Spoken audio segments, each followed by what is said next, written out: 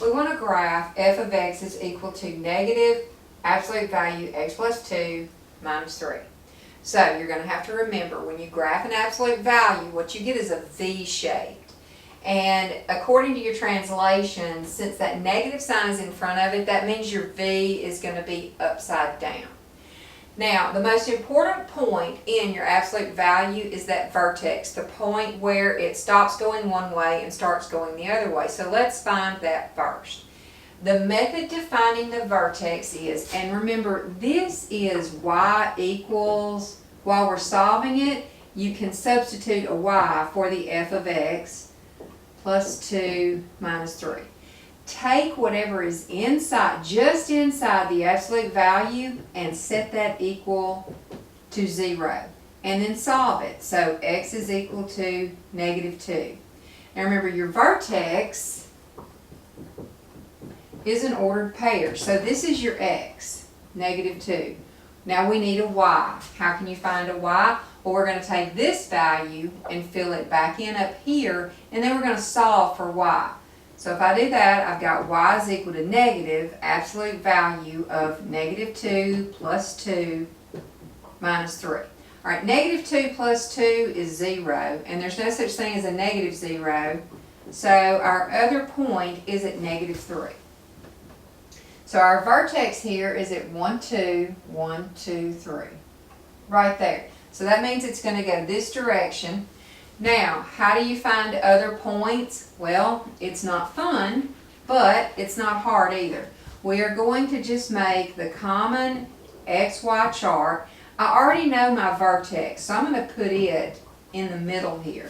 And I'm going to pick a couple of numbers less than negative 2, a couple of numbers greater than negative 2, and then I'll plot some points on either side of that vertex. Alright, to be less than negative 2, that would be negative 3, negative 4. To be greater than negative 2, negative 1, 0. You see how I filled that in? Now we're just going to plug and solve for every single one, and it's not hard.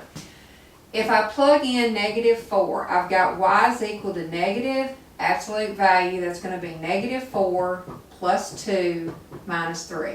Negative 4 plus 2 is negative 2. But the absolute value of negative 2 is 2, and then I have this negative sign. So now I have negative 2 minus 3, which is negative 5.